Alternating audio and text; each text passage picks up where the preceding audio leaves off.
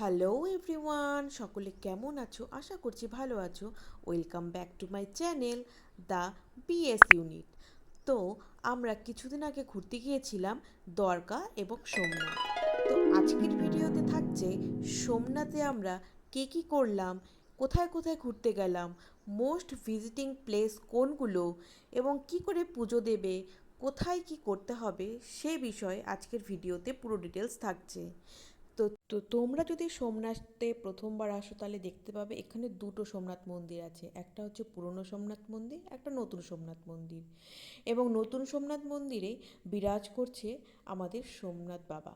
এবং পুরনো যে সোমনাথ মন্দির আছে সেখানেও শিবলিঙ্গ রয়েছে এবং সেখানেও তোমরা পুজো দিতে পারবে। কিন্তু নতুন সোমনাথ মন্দিরে তোমরা শুধু দর্শন করতে পারবে এবং বাবাকে দূর থেকেই দেখতে পারবে। যেহেতু আমরা ভোর থেকে গিয়েছিলাম, তাই জন্য আমরা দুজনে একটা এসি বাসের দুটো টিকিট কেটে নিয়েছিলাম এবং আমাদের ডিস্টেন্স ছিল প্রায় 450 কিলোমিটার এবং প্রায় সময় লাগে প্রায় 10 ঘন্টা মতো। কারণ রাস্তায় প্রচণ্ড বৃষ্টি হয় জন্য বাস কিছুক্ষণের জন্য দাঁড়িয়েছিল। দেখো, দেখতে দেখতে আমরা ভোর প্রায় 6:30 নাগাদ সোমনাথে পৌঁছে গেলাম। ওই দেখো সোমনাথ মন্দিরের ইন্ডিকেশন দেওয়া হয়েছে।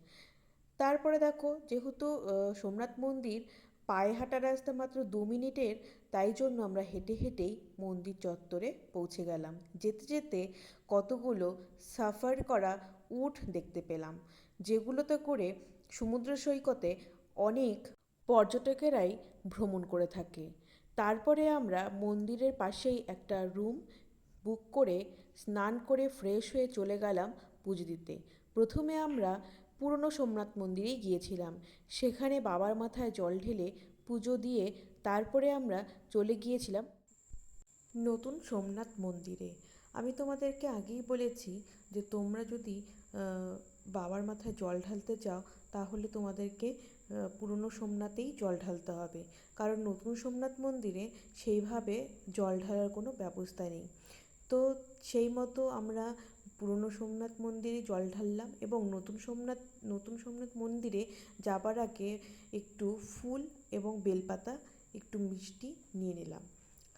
ভালো করে পুজো এবং দর্শন আমাদের হয়ে গেল। আমি কিছু ছবি তোমাদের এখানে তুলে ধরলাম সোমনাথ মন্দিরের ছবি। এবং পুজো দিয়ে বেরিয়ে এসে বাইরে অনেক পায়রা দেখতে পেলাম এবং সেখানে দেখলাম অনেকেই সেই পায়রাদের দানা খাওয়াচ্ছে।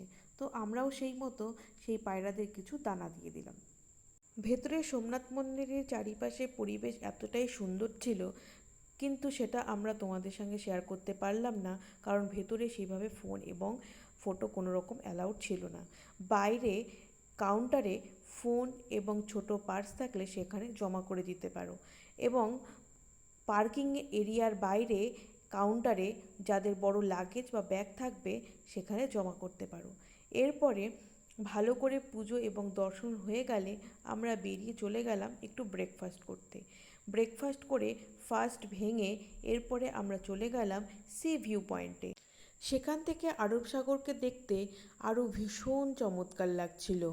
এইদিকে মেঘলা আকাশ, মেঘলা ওয়েদার এবং তার সাথে সমুদ্রের জল যেন আকাশের সাথে মিলিয়ে গেছে। দেখতে দেখতে পৌঁছে গেলাম সমুদ্র সৈকতে। কি অপরূপ দৃশ্য! সত্যি যেন আকাশ যেন সমুদ্রের সঙ্গে মিশে গিয়েছে। তারপরে আমরা কিছুক্ষণ সেখানে বসে সেখানকার দৃশ্য উপভোগ করলাম। দেখো কতটা সুন্দর একটা পরিবেশ, তাই না? এবং সেই সৈকতে ভ্রমণ করছে অসংখ্য দর্শনার্থী এবং কেউ কেউ উটের পিঠে, কেউ কেউ ঘোড়ার পিঠে করে সেখানকার ভিউ উপভোগ করছে। আমরা অবশ্য এই সমস্ত কোনো কিছুই করিনি। একে তো আমি শাড়ি পরেছি, তো এইভাবে তো সম্ভব নয়। আমরা সেখানে দাঁড়িয়ে সমুদ্রের সৌন্দর্য উপভোগ করে তারপরে ঘরের দিকে রওনা হলাম। আসার পথে আমরা কিছু শপিংও করেছিলাম, সেটা তোমাদের সাথে পরে কখনো শেয়ার করব। পরে আমরা সোজা চলে গিয়েছিলাম রুমের দিকে এবং রুমে গিয়ে ফ্রেশ হয়ে একটা অটো বুক করে নিয়েছিলাম পাশের ভিউ পয়েন্টগুলো দেখার জন্য। পেলাম এখানে অজস্র নৌকো, যাতে করে আরব সাগরে সেখানে জেলেরা মাছ ধরতে যায়। তারপরে আমরা প্রথম যে মন্দিরটা দেখতে গেলাম সেটা হচ্ছে ভালকা তীর্থ মন্দির। সেখানে ভগবান শ্রীকৃষ্ণের পায়ে জরা নামে এক ব্যাধ তীর মেরেছিল, এবং সেটাই হচ্ছে এই মন্দিরটি। ভগবান শ্রীকৃষ্ণ যখন এখানে পিপল গাছের নিচে বসে বিশ্রাম করছিল, ঠিক তখনই সেই ব্যাধ তাকে হিরণ মনে করে তার পায়ে তীর মারে। এখানে সমস্ত ডিটেলস দেওয়া রয়েছে, একটু এই ভালকা তীর্থ মন্দিরের পাশাপাশি রয়েছে শিব মন্দির, বজরংবলী মন্দির। ভগবান শ্রীকৃষ্ণ যে পিপল গাছের নিচে অর্থাৎ অশ্বত্থ গাছের নিচে বসে বিশ্রাম করছিল, সেই গাছটাও আমরা দেখতে পেলাম।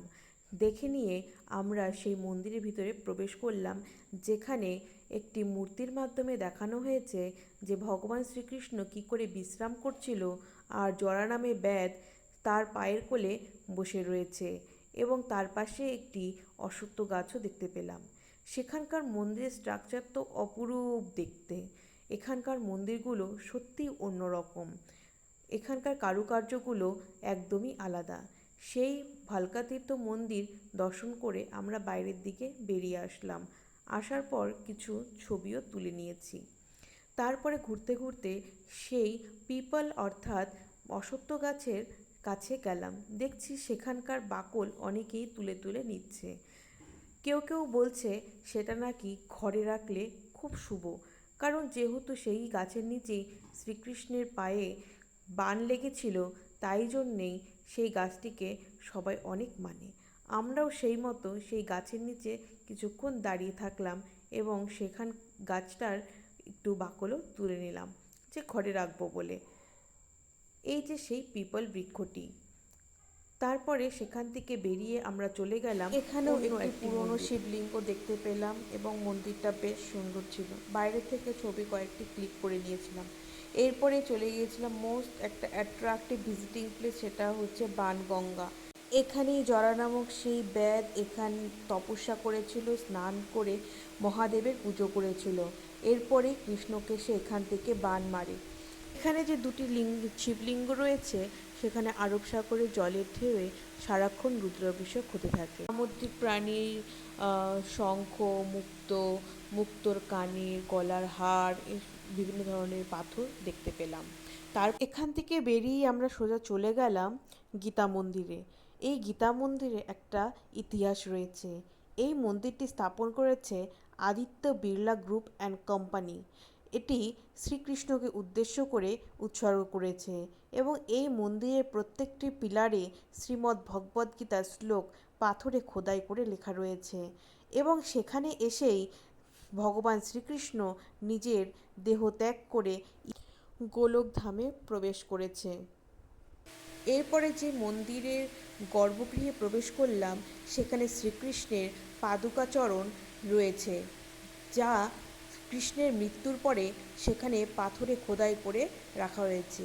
এই যে তার মন্দিরের গর্ভগৃহ, তোমরা দেখতে পাবে এখানে শ্রীকৃষ্ণের পাদুকাচরণ রয়েছে। কৃষ্ণের পাদুকাচরণ দর্শন করে এরপরে বেরিয়ে আমরা চলে গেলাম লক্ষ্মীনারায়ণ মন্দিরে। সেখানে লক্ষ্মী এবং নারায়ণ দুজনের মূর্তি বিরাজ করছে, এবং উপরের যে স্ট্রাকচারটা, সেখানে পুরো বিশ্ব ব্রহ্মাণ্ডের একটা চিত্রণ অঙ্কিত করা রয়েছে, যেন একই ছাদের তলায় বিশ্ব ব্রহ্মাণ্ডকে একত্রিত করে রেখেছে লক্ষ্মী এবং নারায়ণ। তারপর সেটা দর্শন করে বেরিয়ে আশেপাশের দৃশ্য দেখতে শুরু করলাম। এখানকার মন্দিরগুলো যেন এখনও সেই পৌরাণিক কাহিনী, ইতিহাসগুলো জীবন্ত করে তুলছে। এই যে এখানে দেওয়া রয়েছে শ্রীকৃষ্ণ নিজ ধামে প্রবেশ করার বর্ণনা, এবং চারিপাশে মনোরম দৃশ্য যেন মনকে ভালো করে তোলে, এবং সেই স্মৃতিগুলোকে বারবার মনে করে দেয়। এই দেখো, এটা হচ্ছে সেই ঐতিহাসিক হিরণ নদী, এবং হিরণ নদীর তীরেই শ্রীকৃষ্ণ নিজের প্রাণত্যাগ করে তার নিজের গোকুলধামে প্রবেশ করেছিল। সেখানকার মনোরম দৃশ্য উপভোগ করে আমরা সেখান থেকে বেরিয়ে গেলাম। এতটাই মনোরম পরিবেশ যে সেখান থেকে মনে হয় বেরোতেই ইচ্ছে করছে না। চারিদিকে দ্রাপর্যকে পঞ্চপাণ্ডবের এক গুপ্ত গুফায়, এবং সেখানে আদিকবি শঙ্করাচার্যের কিছু নিদর্শন, এবং রয়েছে সেখানে একটি সূর্য মন্দির। কথিত রয়েছে পঞ্চপাণ্ডব অজ্ঞাতবাসে থাকার সময় কিছু সময়ের জন্য সেখানে আশ্রয় নিয়েছিল। এই সেই স্নানাগার যেখানে পঞ্চপাণ্ডবেরা স্নান করে সূর্য দেবতার উপাসনা করত, আর এই সেই সূর্য মন্দির যেখানে পঞ্চপাণ্ডবেরা সূর্যের উপাসনা করত। ওই যে সূর্য দেবতা এখানে বিরাজ করছে। এরপর সেটা দেখতে দেখতে আমরা পৌঁছে গেলাম পঞ্চপাণ্ডবের গুফায়, যেখানে তারা সুপ্ত অবস্থায় কিছুদিনের জন্য আশ্রয় নিয়েছিল, এবং সেখানে ঢুকে আমাদের অভিজ্ঞতা ছিল এক অন্যরকম। সংকীর্ণ গুফার মধ্যে তারা যে কী করে দিন কাটিয়েছে সেটা একটা ভাববার বিষয়।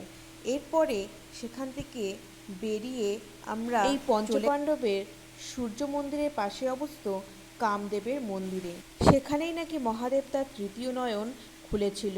সংস্কৃত আদিকবি শঙ্করাচার্য তার শিষ্যকে এখানেই 4 বেদের শিক্ষা দেয়। যেহেতু ভেতরে ফোনের এখানেই মহাদেব তার তৃতীয় নয়নের দ্বারা কামদেবকে বশ করেছিল।